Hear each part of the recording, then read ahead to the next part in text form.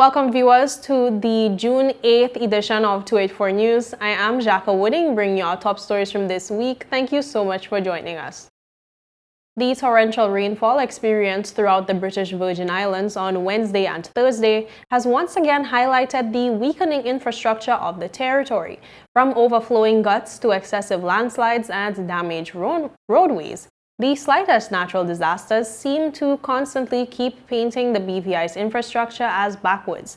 In the 1st District, Dr. The Honorable Carl Dawson left his home to assist in clearing the road of debris in Carrot Bay.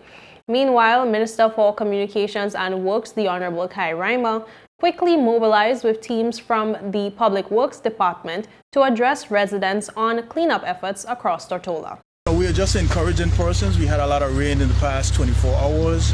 We know the hillsides is prone for slippage. We encourage persons, motorists, to stay off the roads if they're not needing to be on the road, and we are asking persons to be very careful out there. We've been out from early doing our assessment. This is one example of the hillside slipping. We've had engaged a public works team to come out and try to make the road a bit clear so that persons could be able to traverse safely. But we will continuing our assessment. We've been in dialogue with the district representatives. We've heard from residents. We've seen where we had some retaining walls that slipped in. We had floodings. Quite a lot of rain. I'm not sure how much rain fell over the last 24 hours. It's still drizzling a little bit. And we're asking, like I say, we know that the government offices are closed. We're encouraging persons to stay off the road while we continue to do our cleanups. And we'll get to you at some point, and we just want you to be safe out there. Director of the Public Works Department, Jeremy Hodge, also addressed residents and encouraged people to stay safe and off of the damaged roadways for the time being. Just as the minister said, we're out here clearing up the roads. We have been doing our preparations for the Atlantic hurricane season. It would seem as though that began in May, opposed to June. Again, I just want to reinforce, though, that persons, if you don't need to be on the road, don't. We do, of course, have to keep the primary roads open for emergency purposes: fire, ambulance, Red Cross, police services, and so on. We're going to have quite a bit of machines out, and it will help us to be able to do our jobs more efficiently if we don't have unnecessary motor vehicles on the roads. We want everyone to stay safe and stay dry. If we're missing something happens along the way, landslide, blockage of main guts, drains, email us with those images at pwd.gov.vg. That's pwd.gov.vg. One more time for those in the back. pwd.gov.vg. Okay, take a picture with the location. When you take a picture, don't zoom right into the thing, but give us an idea of the area so we can see where that image is coming from. As of today, some roads remain covered in debris and cleanup efforts continue. Meanwhile, Adrian Thomas of the Elmore Stout High School has been named the 2024 Junior Ambassador for Tourism, continuing the school's winning streak in the prestigious competition, following the footsteps of her schoolmate who secured the title in 2023. Thomas's victory underscores the Rams' dominance in promoting tourism awareness and education amongst the youth. The competition was intense, with Carrie-Ann McKee of the Brigado Flax Educational Center Secondary Division taking the runner-up position. Meanwhile, Socoria Telesford of the BVI Seventh-day Adventist School secured 3rd place, rounding out a strong showing from students across the territory. Let's take a look at Adrian's performance. Imagine wading through pristine, crystal clear waters, breaking gently onto our majestic white and yellow sand beaches before ascending our many lush peaks and emerging into breathtaking panoramic vistas of our surrounding isles. These are but a few of many secrets to explore and enjoy while visiting our lovely Virgin Islands. And these secrets are what makes traveling to our destination so appealing to solo travelers. As Junior Minister of Tourism, while I believe that our territory is poised to cater to this market, more can be done to our territory to make it more appealing for those wishing for that solo experience. A key facet of solo traveling is the sense of freedom that it gives, as most solo travelers value freedom of movement without being constrained to guided tours. To facilitate this, we must consider the implementation of more signage throughout the territory. Increasing in signage allows for clearer navigation throughout the territory and can make little points of interest more visible to travelers. Furthermore, we need to return to publicizing all our current and upcoming events. Previously, a monthly publication known as the Lyman Times was made freely available and contained every event that was happening throughout the Virgin Islands for the month. This is an excellent initiative for solo travelers because it takes much of the guesswork out of a visit, especially if it's an impromptu, unplanned trip that most solo travelers often commit themselves to. Another key facet of solo traveling is budgeting, maximizing the experience for money spent. To this end, we need to find a more reliable and affordable public transport system here in the Virgin Islands. Our current methods of traversing our territory are expensive and the services are often unreliable, as there are no schedules visibly posted or broadcasted for travelers to visibly access. The creation of bus stops, routes, clearly demarcated buses, and fixed affordable rates for travel can not only make it easier for tourists to explore, but also locals.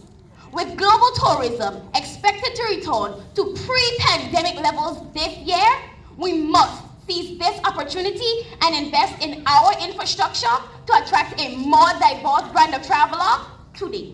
Thank you. Among her prizes, Thomas received a cell phone device from telecommunications provider CCT with a year of free service, and she will also serve as the company's newest brand ambassador. In other news, the territory's top young spellers were recently recognized for their hard-fought battle in the 2024 National Spelling Bee competition. The primary division was won by Cameron Todman of the Alexandria Maduro Primary School, who claimed the championship title by correctly spelling the word deductible. Todman bested students from schools across the British Virgin Islands. He received a hero's welcome at his school campus, having returned with the first place trophy.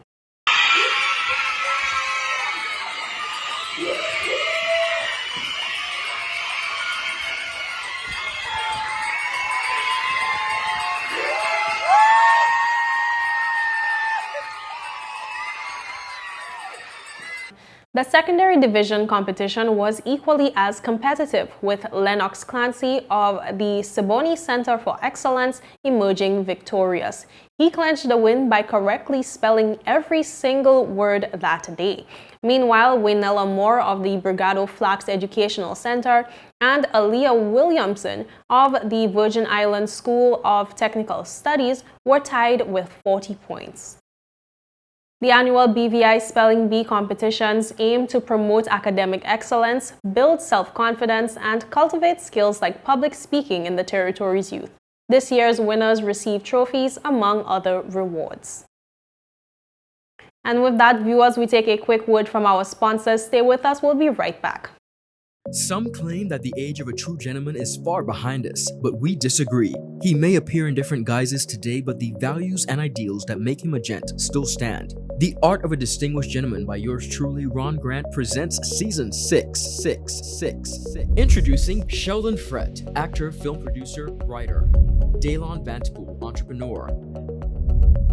Terrence Neal, creative director. Chad George, entrepreneur. Humphrey Liu, financial services professional. Jamali DJ Molly Thomas, sales manager. Kai DeCastro, entrepreneur. Dean the Sportsman Greenaway, journalist. St. Clair Steady Fleming, entrepreneur. Devon Cowell, brand specialist, Robert Green, footballer, and Rick S. Grant, author, The Art of a Distinguished Gentleman, coming June 5th exclusively on 284 Media, inspiring a generation of greatness.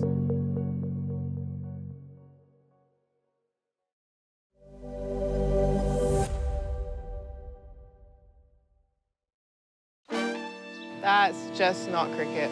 No sweat, you're with CG. Remember my street dance battle against Seamus O'Leapsy?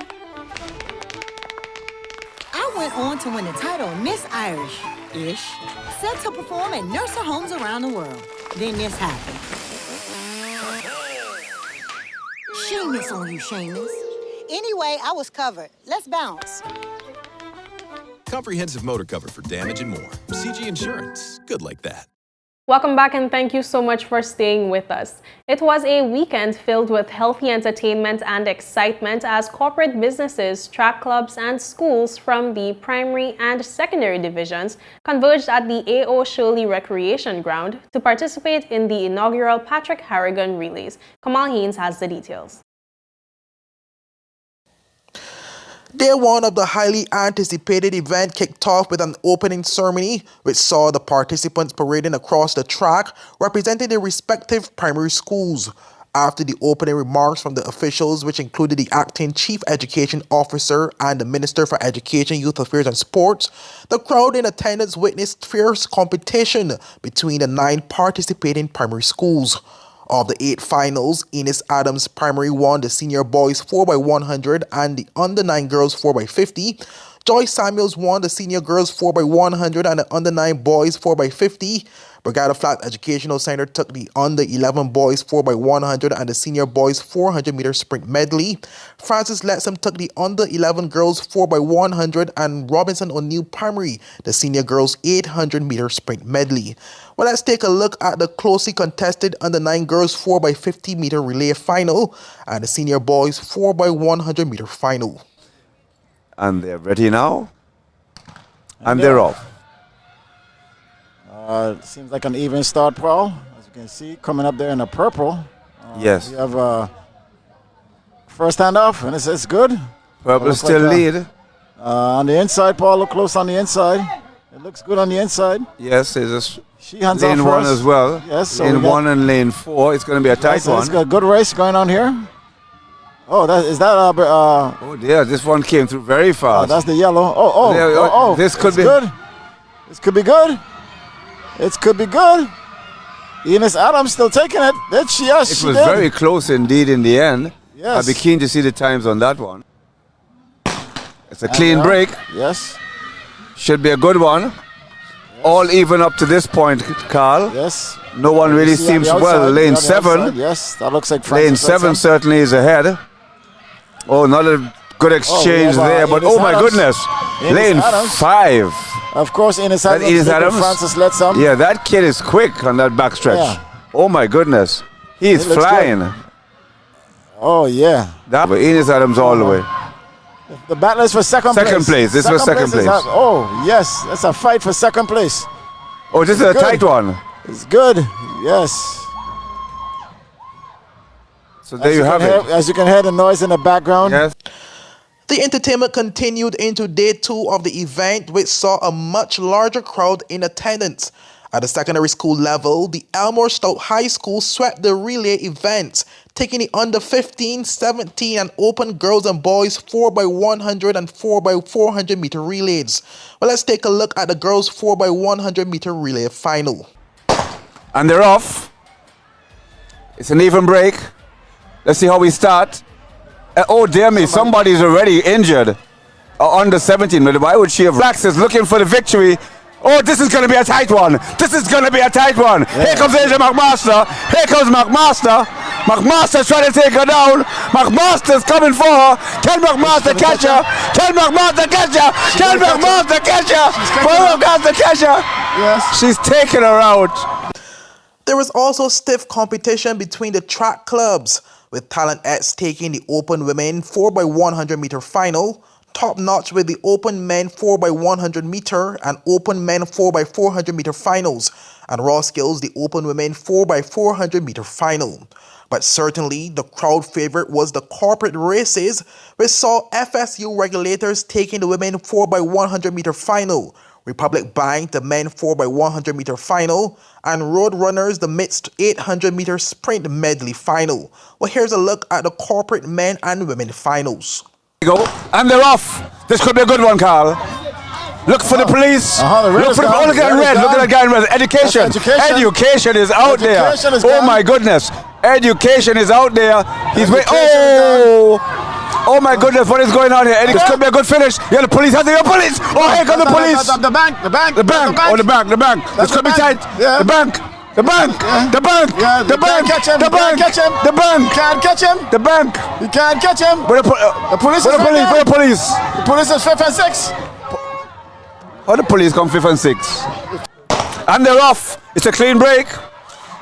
Mr. Potter, how's it look to you? Well, yes, it's a nice start. The yellow is right out there in the outside lane. Yeah. But education isn't looking bad either. Yes, let's see. But the yellow is still ahead. Oh, here we go. Hand off. Coming fast is lane 3, but education totally out of it. Hand off. Are they running without a baton? I think education have decided they're going to run the race without the baton. This is interesting. Mr. Potter, I've never seen it done before. I have never seen somebody run a race without a baton. But there you have it. Reporting for 284 News, I am Kamal Haynes. In other news, with the successful conclusion of the 2024 Virgin Islands Music Festival, attention now turns to determining future uses for the newly developed event venue site. Premier Dr. The Honorable Natalia Weasley recently provided insight into the administration's next steps during a recent press conference. According to the Premier, a strategic visioning exercise will soon be undertaken to thoroughly assess the venue and determine how it can be best utilized in alignment with ongoing efforts to enhance the territory's capital, Roadtown. He explained that the visioning process will be a comprehensive one, considering various factors and opportunities for revenue generation through hosting various events and activities. Event tourism is a powerful catalyst for growth and development. By leveraging the opportunities presented by increased foot traffic, enhanced visibility, and community engagement, small businesses can thrive from the economic and social impacts of such events.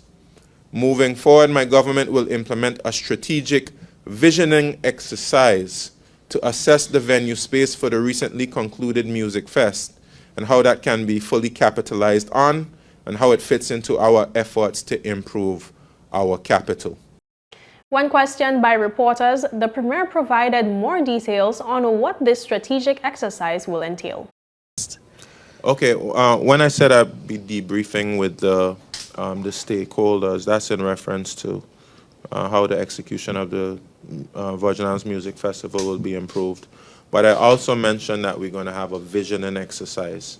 Now, this visioning exercise will include more than just that piece of property out there. It's really a visioning exercise for the improvement of Roadtown. And there's some exciting initiatives that between myself and the Junior Minister for Culture and Tourism, we will be announcing as it pertains to making improvements to Roadtown. But we didn't need to do an exercise like that to clean up, that piece of land, because it should be obvious to everyone that the land out there needed to be cleaned up. And I've received quite a lot of positive commentary about how it looks out there compared to how it looked before.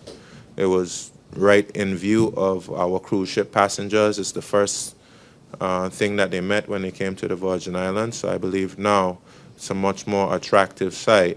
And we want to further improve the site and the area between the Pier Park going right up to Queen Elizabeth Park. And that area, we've been speaking about it for quite some time. They have preliminary concepts for that entire area. So it's time to advance some of those talks into real action. One possibility being weighed is relocating the annual Emancipation Festival Village to the new event venue. However, Wheatley noted that this is still under consideration and may involve soliciting public input through a survey to gauge community sentiment on such a move. Well, I wouldn't say it's not being held there. I'd say that certainly following the works which have been done on the site and following Parsons' actual presence on the grounds for the recently held music festival, I've been inundated with messages saying that persons want the festival to be held there. So I certainly will ask the tourist board, and I think they've already started discussions in that. I certainly ask them to consider it very strongly. Of course, there'll be positives and there'll be negatives, but thus far it seems as though quite a number of persons in the public want to see it there, and I think it may even be useful and helpful to do a quick survey to ascertain persons' views on the matter. No firm timeline was provided, but the strategic visioning process is expected to ramp up over the next few weeks. Wheatley reiterated that developing the venue was a key part of broader redevelopment efforts for the Roadtown area. And viewers, with that, we take a quick break. Stay with us. We'll be right back.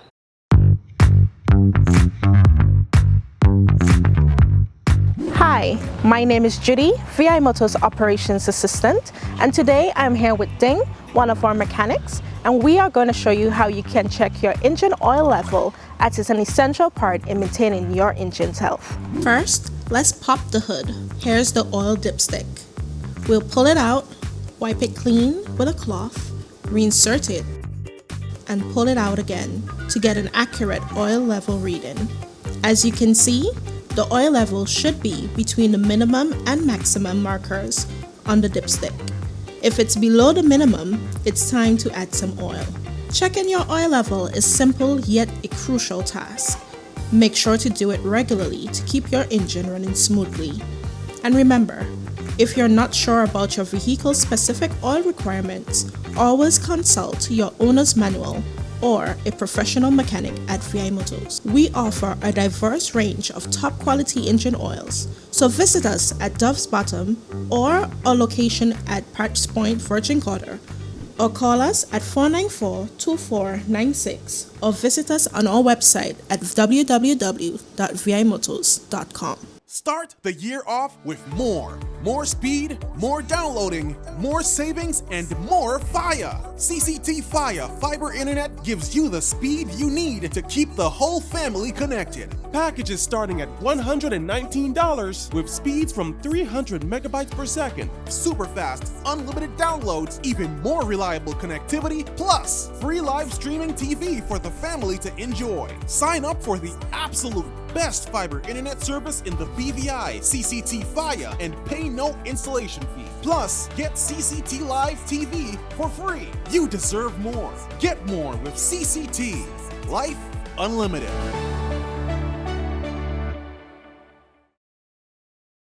Welcome back, and thank you so much for staying with us. On Saturday, June 1st, 2024, contestant number 1 emerged as the winner of the 2024 Miss Teen BVI pageant held at the Multipurpose Sports Complex in Roadtown. She took home awards for Miss Intellect, Best Evening Wear, Best Shiro, Most Photogenic, and Best Poised. Let's take a look at the crowning moment. You see that? The sisterly bond. I love it. I love it. Ooh, beautiful, ladies. Now, audience, please do not rush the stage. We have to capture the moment with our photographers, so please do not rush the stage. So, audience, we will be calling the queen. So, automatically, whoever name is not called, they will be the first runner-up. All right, are we ready for this moment? Ladies, how are you feeling? You good? Soak it in, soak it in. Ladies and gentlemen, your Miss Teen BVI 2024 goes to contestant number 1.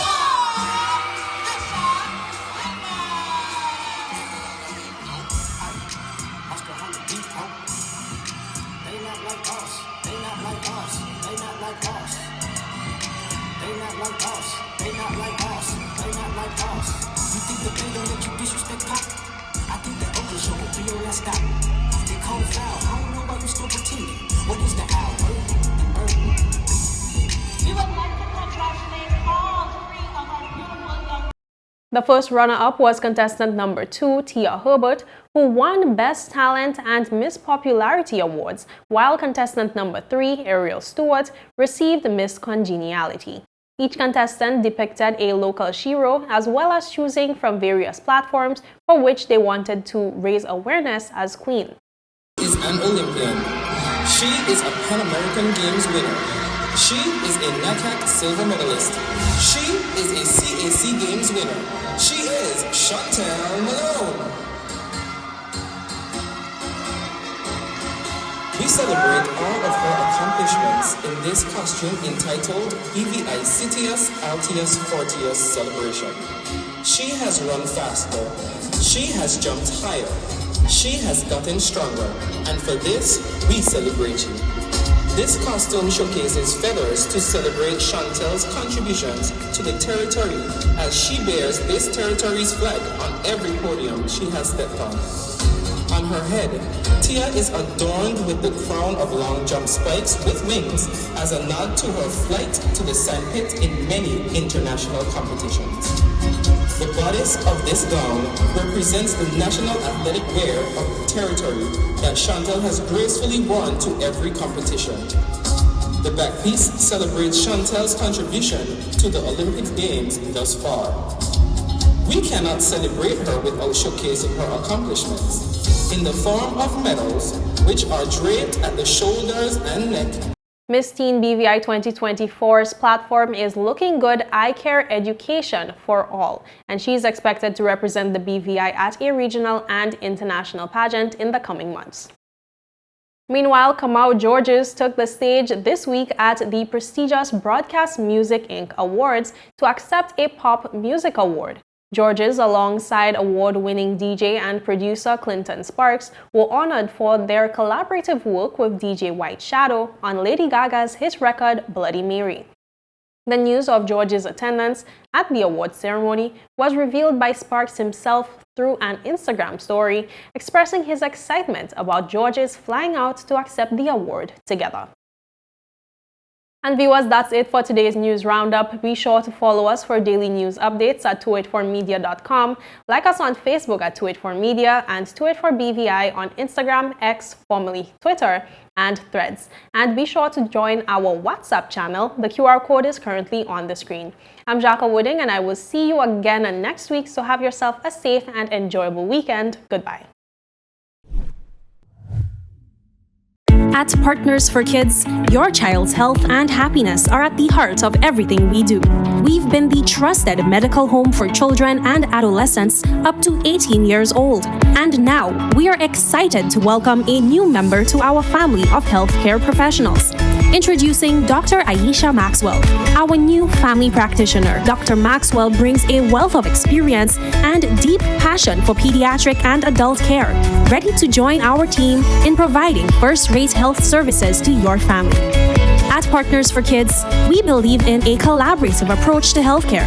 With partners in occupational therapy and clinical psychology, Partners for Kids, where caring is just the beginning. Visit us at Road Reef Plaza, Tortola, open Monday to Friday, 8 a.m. to 5 p.m. Call us at 284-444-5437 or reach out at info@partnersforkids.com to learn more.